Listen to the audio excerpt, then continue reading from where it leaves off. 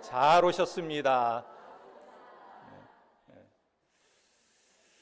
오늘 말씀은 믿는 자의 자세라는 제목으로 말씀을 전하겠습니다. 노벨 문학상 수상작가인 헤르타 뮬러가 북한을 역사에서 미끄러진 나라다 이렇게 표현을 했어요. 그렇게 표현한 이유가 뭐냐면 이 북한은 닫힌 사회이자 권위주의 때문이라고 말합니다. 예를 들면 오래전에 일간 신문에 칼럼이 소개된 내용이 있었는데 2005년 7월 어느 새벽에 백두산 천지에서 남북한 작가 150명이 모여가지고 해돋이를 하게 되었습니다. 그런데 그 전날 백두산 밑에 있는 호텔 백두산 삼지연 백예봉 호텔, 이름도 참 희한하지요. 여기서 모여가지고 남북한 작가들이 만찬을 했다고 합니다. 백두산 천지에 올라가기 전날 저녁에 만찬을 했으니까 저녁 늦게까지 술을 마신 거예요. 그렇게 많이 마셨는데 대부분 남한 작가도 그렇고 북한 작가도 그렇겠지만 숙취에 시달리고 있는데 새벽 3시에 깨우는 것입니다. 빨리 올라가야 된다고. 해돋이를 보려면 빨리 올라가야 된다고.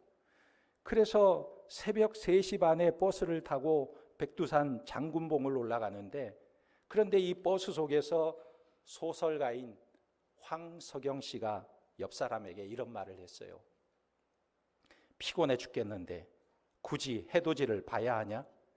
나는 해돋이 좋아하는 놈들이 되게 싫더라. 이렇게 말한 거예요. 그냥 농담 비슷하게 했겠죠. 그런데 이 말을 북한 안내원이 듣고는 얼굴이 새파랗게 질리는 것입니다. 이 황석영이가 우리 수령님을 모독했다는 거예요. 왜 그러냐면 이 북한에서는 김일성 생일이 태양절이고, 그리고 아이들은 우리는 태양족이다 이 노래를 부르면서 자랐는데, 남한 작가가 해돋이를 비판했으니까 이것은 마치 신성모독하는 말과 같은 것이었습니다. 저는 지금 북한 이야기를 하려는 것이 아니라 우리 신앙에도 이와 비슷한 문제가 발생할 수 있다는 것을 말하려는 거예요.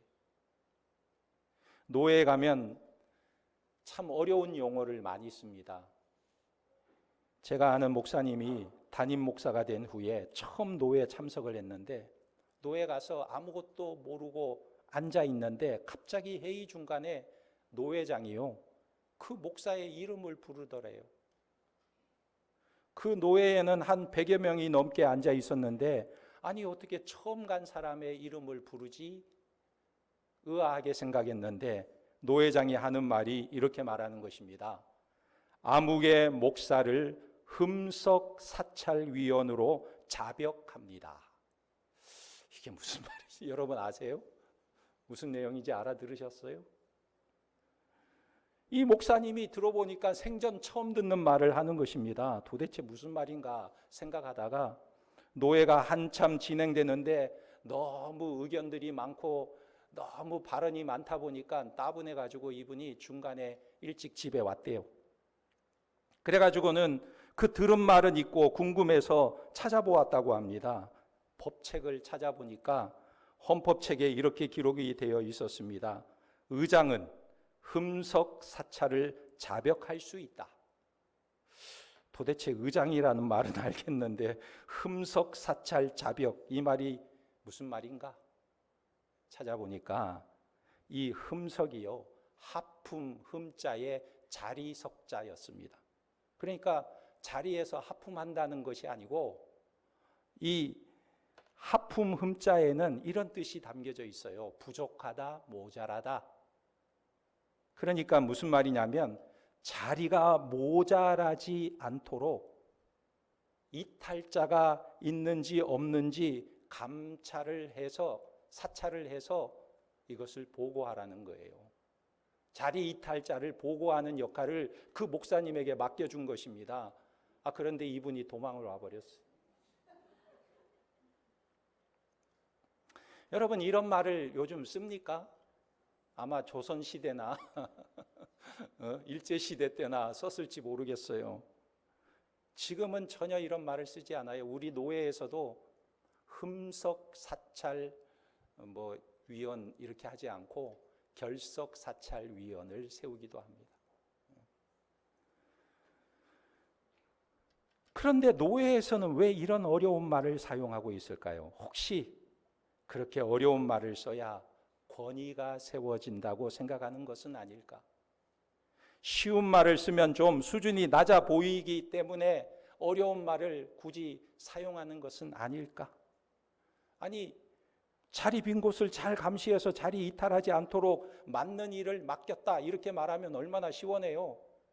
잘 알아듣고 그 일을 했을 텐데, 그런데 그렇게 말하면 좀 권위가 떨어질까 봐 어려운 말을 쓰는 것은 아닌지 모르겠습니다.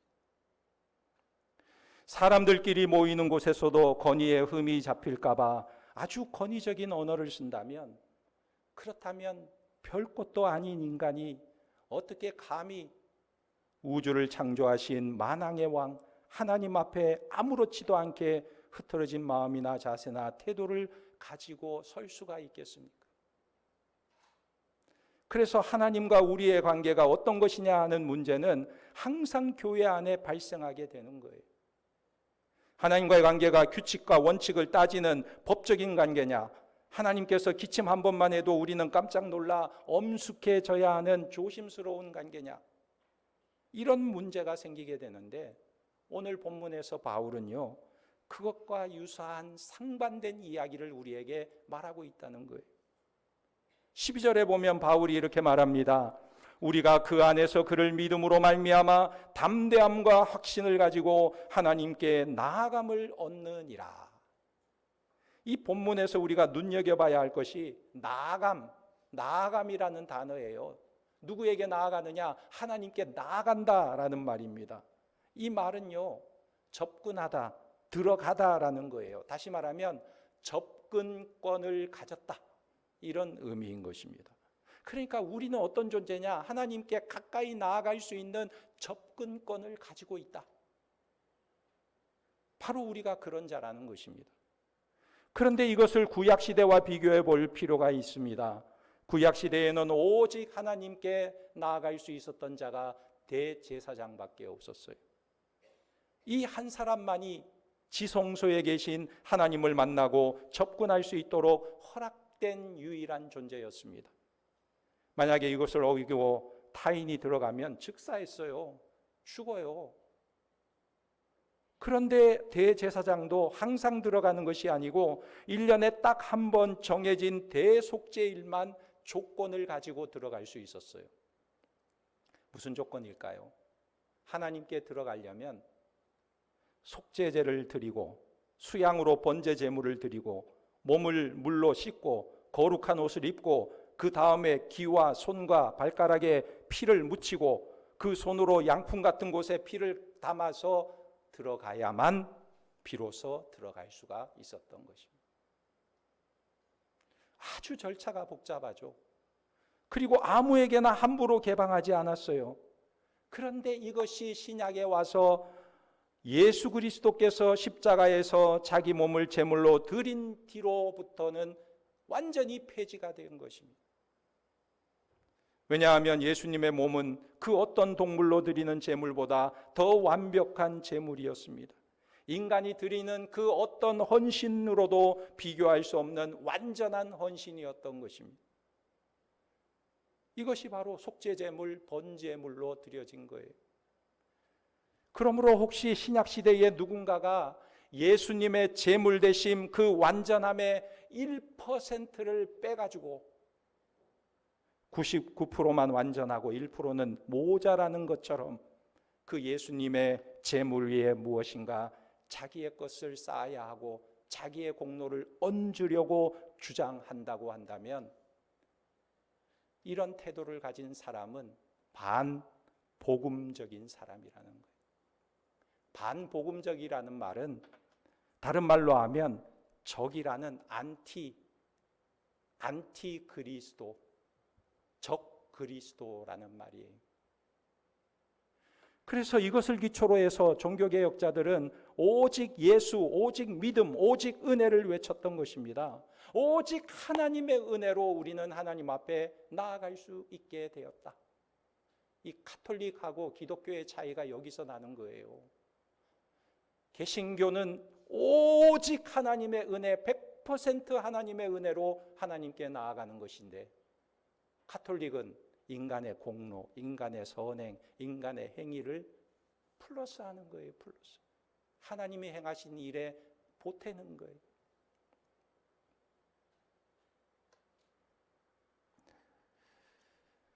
그러므로 신앙에는 예수 그리스도 은혜 외에는 그 어떤 것도 얹을 수가 없는 것이 우리의 믿음이 되어야 하는 것입니다.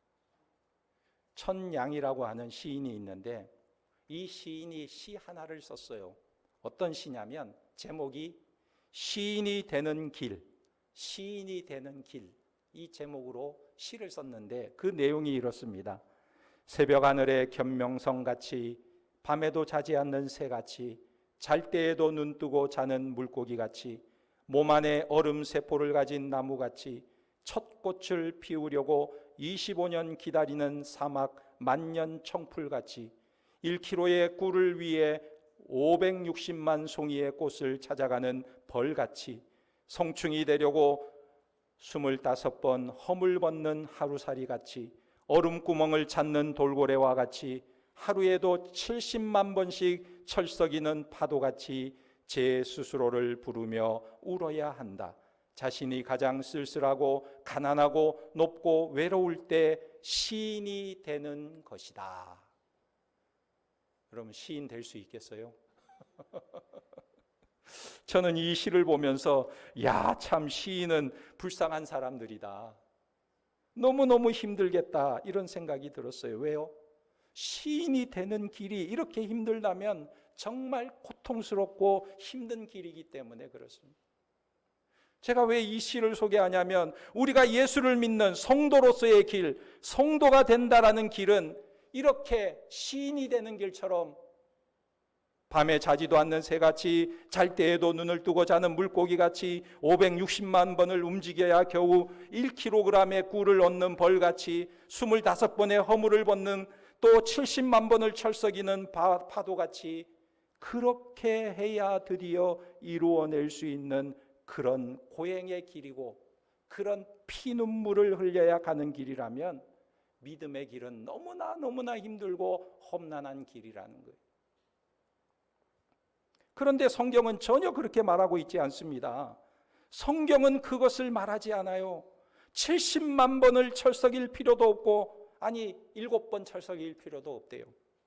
560만 번을 왱왱거리면서 꽃을 찾아다니는 것도 아니고, 성도가 되는 것은 5번도 왱왱거릴 필요가 없대요. 신앙은 전혀 그런 것이 아니라는 것입니다. 이것은 불교에서는 고행의 길일 수는 있겠으나 기독교의 믿음의 길은 결코 아니라는 거예요. 우리의 노력, 우리의 공로, 우리의 선행, 이것이 필요치 않다는 것입니다. 그래서 오늘 본문을 자세히 보면 이것을 어떻게 설명하냐면, 우리가 하나님 앞에 나아갈 때 담대함과 확신을 가지고 나아가는데, 이 담대함과 확신을 가지고 나아가는 데는 조건이 없어요. 우리에게 거는 조건이 없어요. 그리고 이 담대하게 나아간다는 것은 하나님이 나를 어쩌면 거절할지도 모른다는 두려움, 우심, 염려 때문에 떨며 나가는 것이 아니라는 말을 하고 있는 거예요. 그래서 여기에 확신을 가지고라는 말을 덧붙이고 있는 것입니다. 우리가 하나님 앞에 나아갈 때 주저하거나 머뭇거리거나 의심하거나 두려움에 떨 필요 없이 하나님 앞에 담대하게 나아갈 수 있는 자가 되었다라고 말하고 있는 거예요. 예수 믿는 사람들이 그런 자라는 것입니다. 이것이 바로 저와 여러분들이 받은 신앙이고, 이것이 바로 신앙의 복인 줄 믿으시기 바랍니다. 그런데 왜 사람들은 하나님 앞에 담대함과 확신으로 나아갈 수가 없습니까? 그 이유는 딱 한 가지예요. 신앙의 근거를 잘못 두었기 때문에 그래요. 예를 들면 많은 성도들이 자기의 신앙의 근거를 어떤 축복이나 기적에다가 둡니다. 내가 잘 되면, 하는 일이 잘 되면 하나님의 복을 받고, 내가 하는 일이 잘 안 되거나 꼬이거나 망하게 되면 하나님께 버림을 받은 것처럼 그렇게 생각한다는 것. 또 내가 율법을 잘 지키고 말씀을 잘 지키고 말씀을 순종한 결과 그것이 축복으로 나타나는 것이라고 생각합니다. 그래서 축복과 기적이 나타나면 그것은 내가 지금 하나님께 인정받는 것이고, 내 상황이 어려워지고 이런 것이 나타나지 않으면 나는 지금 사람들에게 부끄러운 존재요, 하나님 앞에 인정받지 못하는 복 없는 자라고 주눅이 든다는 거예요. 그런데 성경은 전혀 그렇게 이야기하고 있지 않습니다. 어느 교회 장로님이 다른 교회 목사님을 찾아가서 상담을 했다고 해요. 이분이 교통사고 후유증으로 다리에 통증이 심했는데, 그런데 부인도 회사에 출근했다가 그만 넘어져가지고 다리와 허리에 문제가 생겼어요. 그래서 침을 맞으면서 겨우 쩔뚝쩔뚝거리면서 걸을 정도였습니다. 그런데 얼마 후에는 결혼한 딸이 6개월 만에 이혼하고 집으로 돌아왔어요. 거기다가 아들조차 설상가상으로 회사를 다니는데 쉬는 시간에 운동을 하다가 허리를 다쳐가지고 디스크 판정을 받게 되었어요. 온 집안 식구가 다 아파. 그래서 이 장로님이 고민을 털어놓은 것입니다. 하나님을 안 믿는 사람이 조롱하고 비난할까 봐 두렵습니다. 그리고 또 한 가지 더 두렵고 염려스러운 것은 주일이면 교회 가서 대표 기도를 해야 되는데, 우리 집의 사정을 다 아는 성도들 앞에서 하나님이 어쩌고 믿음이 어쩌고 기도하면 저 사람들이 나를 뭐라고 비웃을까? 그것이 두려워서 대표 기도를 하지 못하겠다는 거예요. 그래서 신앙생활을 안 할 수는 없고 아무도 모르는 곳으로 이사가서 평신도로 조용히 살고 싶다는 거예요. 제가 믿음이 좋고 하나님이 진짜 축복하셨다면 내 삶에 이런 일이 없어야 할 텐데 왜 자꾸 이런 일만 생기니 너무나 속이 상하고 상처가 되고 부끄럽다고 이야기하는 것입니다. 그래서 목사님이 이분을 위로해 주고 나서 속으로 그런 생각을 했대요. 아이고, 이분이 참 신앙이 없구나. 신앙이 없구나. 그런 생각을 했대요. 여러분, 만약에 이 장로님의 말이 옳다고 하면 오늘 성경에 나오는 이 사도 바울은 적어도 너무나 부끄러워서 고개를 들지 말아야 하는 것입니다. 자기의 삶을 너무너무 부끄럽고 수치스럽게 여겨야 하는 거예요. 그런데 오늘 13절에 보면 바울이 뭐라고 말합니까? 13절에 나의 여러 환난에 대하여 낙심하지 말라 그랬어요. 나의 여러, 한 가지 환난도 아니고 여러 환난에 대해 낙심하지 말라. 이는 너희의 영광이니라. 바울은 전혀 부끄러워하지 않습니다. 바울이 뻔뻔해서 그런 것이 아니에요. 이 바울은 자기의 신앙의 근거를, 인생의 근거를 그런 것에 두지 않았기 때문에 그렇습니다. 결국 오늘 우리가 담대함과 확신을 가지고 하나님께 나아갈 수 있게 되었다고 말씀하는 근거가 무엇일까요? 그것은 전제를 필요로 합니다. 우리의 신앙이 바로 근거 위에 세워졌을 때 그럴 때 될 수 있다는 거예요. 그 바른 신앙의 근거가 무엇입니까? 한마디로 말하면 하나님의 말씀입니다. 말씀. 우리의 신앙이 말씀에 근거하고 우리의 신앙이 말씀에 뿌리를 둘 때 우리는 담대하고 흔들리지 않는다는 것입니다. 여러분, 한번 이렇게 질문해 볼까요? 우리는 하나님이 자비롭고 은혜롭고 오래 참으신다는 사실을 어떻게 알 수가 있을까요? 느낌이나 체험이 아니라 하나님의 말씀에 써 있기 때문에 말씀을 보고 그걸 알고 믿는 중에 드디어 내 느낌도 체험도 생기게 되는 거예요. 여러분, 우리는 하나님이 나를 사랑하신다는 것을 어떻게 아십니까? 성경에 기록된 말씀을 들으면서 보면서 하나님이 세상을 이처럼 사랑하사 독생자를 주셨으니 이는 저를 믿는 자마다 멸망치 않고 영생을 얻게 하려 하심이라. 이 말씀을 듣고 볼 때에 알 수 있는 거예요. 하나님이 나를 이렇게 사랑하시는구나. 이 말씀을 읽고 들으면서 내가 무엇이기에 나 같은 죄인을 위해 하나님이 그 아들을 십자가에 매어 다셨을까? 그리고는 가슴으로 받아들이게 되는 거예요. 그 사랑을 느끼게 되는 것입니다. 그럼 어떻게 우리는 하나님이 약속한 것을 알고, 어떻게 우리는 하나님의 백성들의 구원과 영원한 축복을 알고, 어떻게 하나님 앞에 담대하고 당당하고 확신 있게 나아갈 수 있느냐? 오늘 본문 말씀에 기록된 것을 믿음으로 그것이 가능하다는 거예요.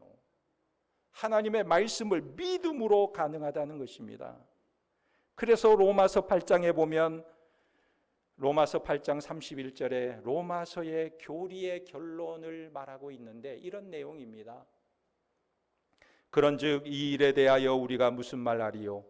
만일 하나님이 우리를 위하시면 누가 우리를 대적하리요?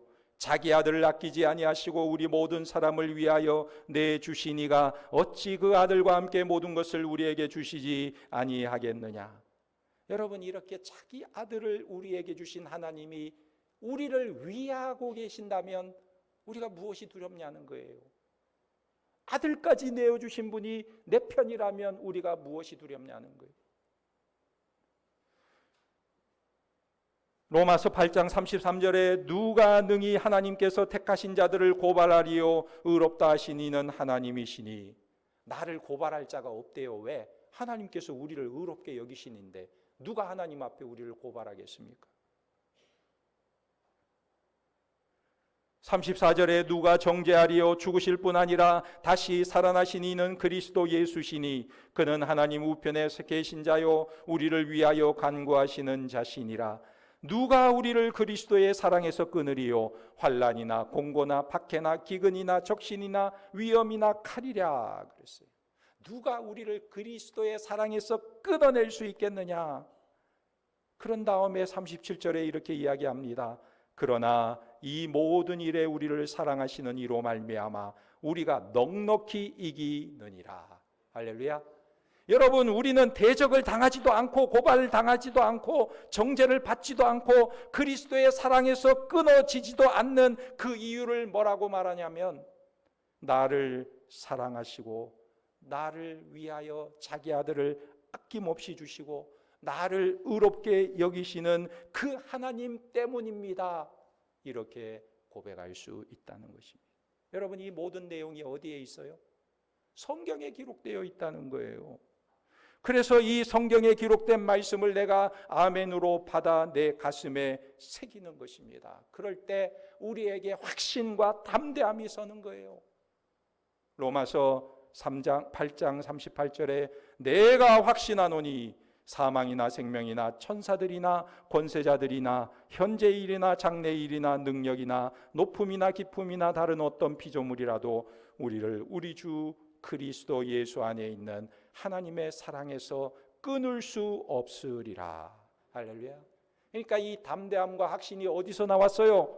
바울이 계속해서 스스로 질문하고 자기에게 답변하는데 자기를 아끼지 아니하시고 내주신 하나님, 나를 의롭다고 여기시는 하나님, 죽을 뿐만 아니라 다시 살아나신 하나님, 하나님 우편에서 나를 위해 간구하시는 예수님, 그래서 이 하나님 때문에 우리를 그리스도의 사랑에서 끊을 수 없고 우리가 넉넉히 이길 수 있다 고백하고 있는 것입니다.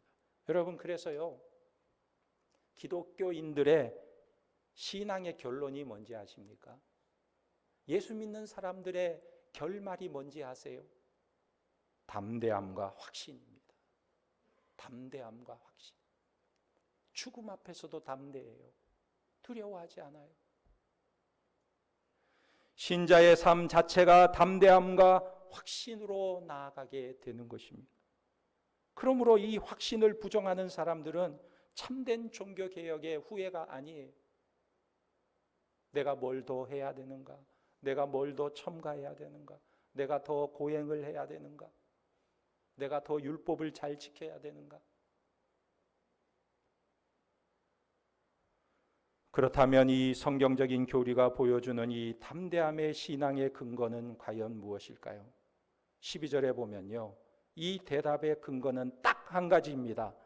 12절, 우리가 그 안에서 그를 믿음으로 말미암아 담대함과 확신을 가지고 하나님께 나아감을 얻느니라. 할렐루야. 이 구절이 짧은 구절이지만 두 문장으로 되어 있어요. 어떻게 나눠져 있냐면 후반부가 담대함과 확신을 가지고 하나님께 나아감을 얻느니라. 이게 지금까지 설명한 것이라면 그렇게 나아갈 수 있는 원인이 전반부에 나오는데 뭐라고 말하냐면 예수 안에서 그를 믿음으로 말미암아 담대하게 나아갈 수 있다는 거예요. 예수 안에서 그를 믿음으로 담대하게 나아갈 수 있다. 다른 근거가 없어요. 다른 게 첨가된 게 없어요. 이렇게 해야 하나님께 나아간다. 어떤 내용이 있습니까? 오직 한 가지, 그를 믿음으로 담대하게 나아갈 수 있다. 여러분 예수님을 믿습니까? 예. 그를 믿음으로 그로 말미암아 우리에게는 담대함과 확신으로 하나님 앞에 나아갈 수 있는 줄 믿으시기 바랍니다. 이것이 유일한 근거예요. 그러니까 나의 느낌이나 나의 체험이나 나의 기분이나 나의 어떤 축복이나 나의 환경이나 이런 것들이 근거가 아니라 예수 그리스도를 통해서 예수 안에서 나의 마음과 생각, 나의 눈이 예수 그리스도 안에 있는가를 우리는 점검하고 살펴보아야 하는 것입니다. 십자가에서 내 죄를 사하신 예수를 믿느냐? 부활해서 죽음과 사탄의 권세를 깨고 이기신 주님을 나는 의지하고 있는가? 이것을 우리는 생각해야 하는 것입니다. 여러분 구약의 이스라엘 백성들에게 성전을 허락해 주신 이유가 무엇이겠습니까? 성전에는 수많은 칸막이로 구분이 되어 있어요. 그 이유가 뭘까요? 대제사장만 지성소에 들어가게 하신 이유가 뭘까요? 구약시대에 그 많은 종류의 제사가 존재했던 이유가 과연 무엇일까요? 그것은 딱 한 가지 목적 때문에 그렇습니다. 무엇 때문에 구약은 그렇게 복잡한 제사 제도와 그렇게 많은 율법의 내용들이 있었을까요? 그 한 가지 때문에 있었는데 그게 무엇이냐면 하나님께 나아가는 유일한 길, 유일한 방법을 가르쳐 주기 위해서 그 많은 내용들이 구약에 있는 거예요. 여러분 태양빛이요 하나의 초점으로 쫙 모으게 되면 한 점이 되는 거예요.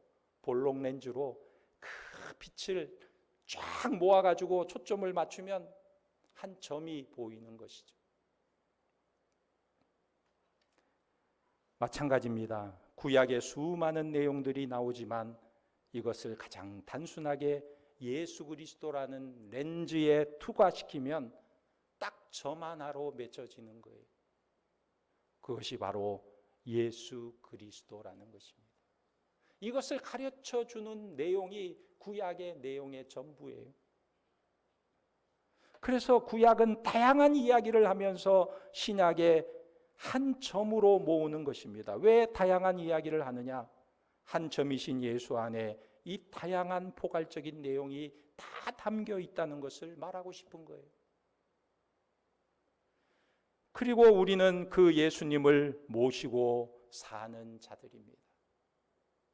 그러니까 성전은 예수님의 상징이고 제사는 예수님의 십자가를 가리키는 그림자였던 것입니다. 그러므로 예수 그리스도의 십자가 속죄를 알고 그 안에 믿음으로 서 있는 사람은 이제 하나님 앞에 구약시대 사람들처럼 벌벌벌 떨면서 하나님 앞에 나가지 못했던 그 자들이 아니라 이제는 예수 그리스도를 모신 자들은 하나님 앞에 담대히 나아갈 길을 얻었다는 것이 바로 신약의 메시지라는 거예요. 하나님께서 우리의 추한 죄와 부족함을 보시는 대신에 예수 그리스도를 바라보시고 그 완전함 가운데서 나를 바라보시면서 이끌어 가시며 우리에게 말씀하시는 것입니다. 너도 그와 같이 되어라. 너는 빛의 자녀가 되었으니 빛의 자녀처럼 살아라 말씀하시는 거예요. 빛의 자녀처럼 살면 빛의 자녀가 된다가 아니고 빛이 되었으니 빛의 자녀처럼 살아라 말씀하고 있는 거예요. 그래서 신약 성경은 신앙을 연합이라고 말하고 있습니다.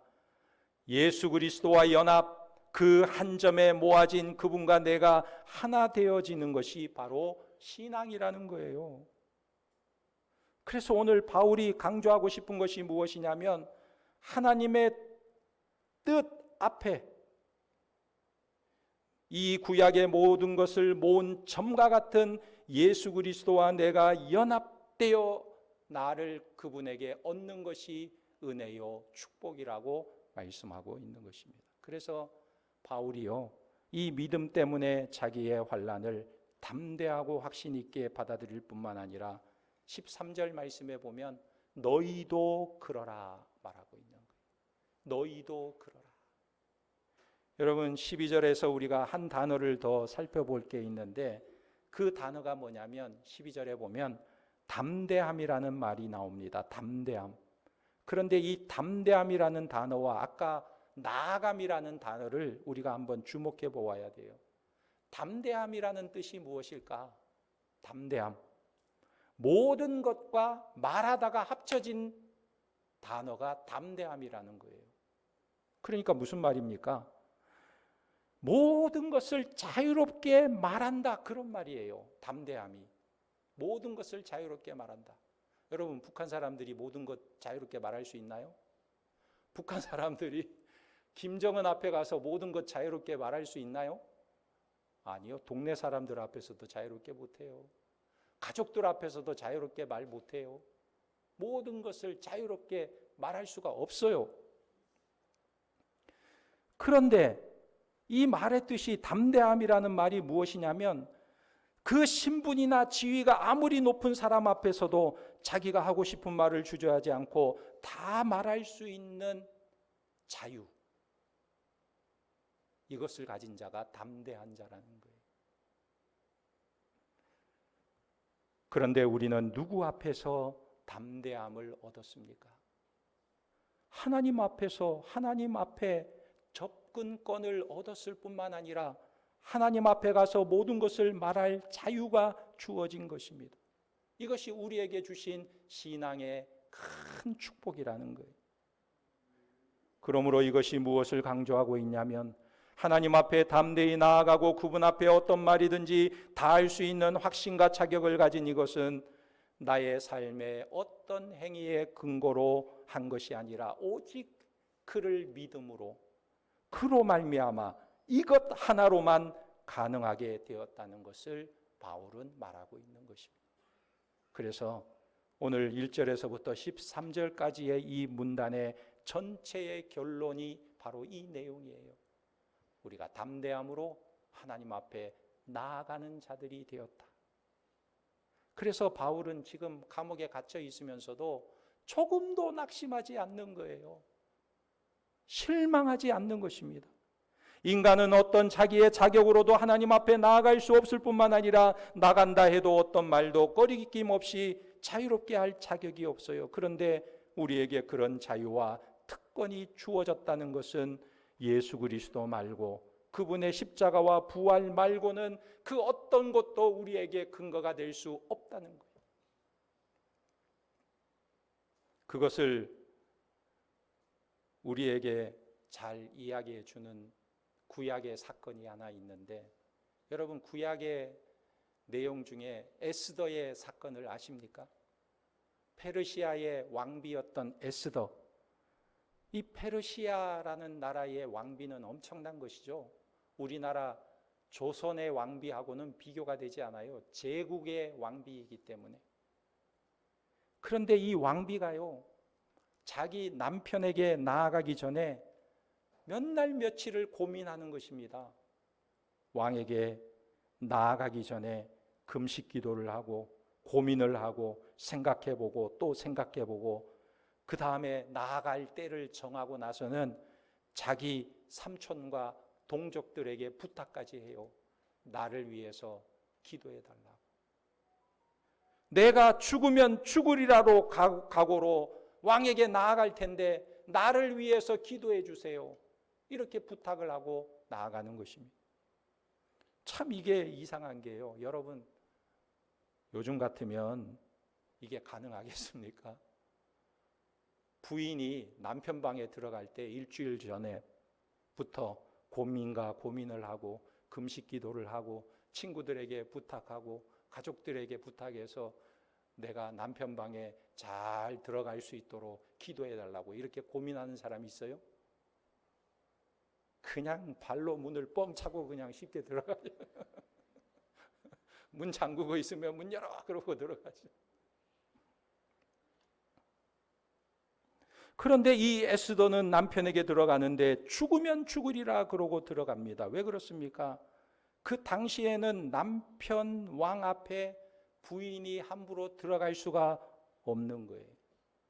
함부로 들어가면 즉결 처분을 당합니다. 또 들어가서 말 한마디 잘못하면 그 왕비의 자격도 박탈당하게 돼요. 폐위가 되어버립니다. 이런 무서운 법이 페르시아 안에 있었던 거예요. 그런데 우리는 누굽니까? 우리는 왕비도 아니에요.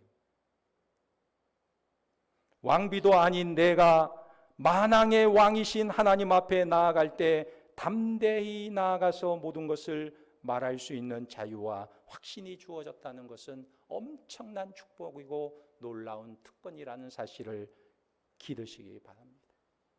그래서요, 우리 그리스도인들에게 주신 축복은 바로 이거예요.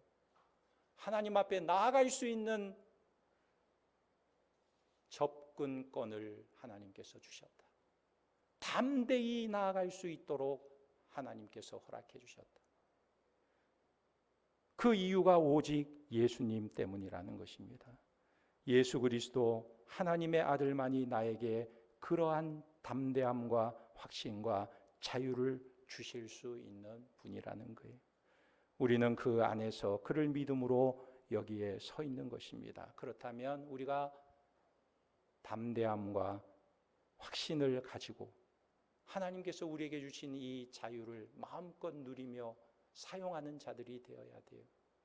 하나님께 나아갈 수 있는 길을 열어주셨고 하나님께 담대하게 자유롭게 무엇이든지 구할 수 있도록 하나님께서 허락해 주셨는데 그 권한을 사용하지 않는다면 얼마나 어리석은 자예요.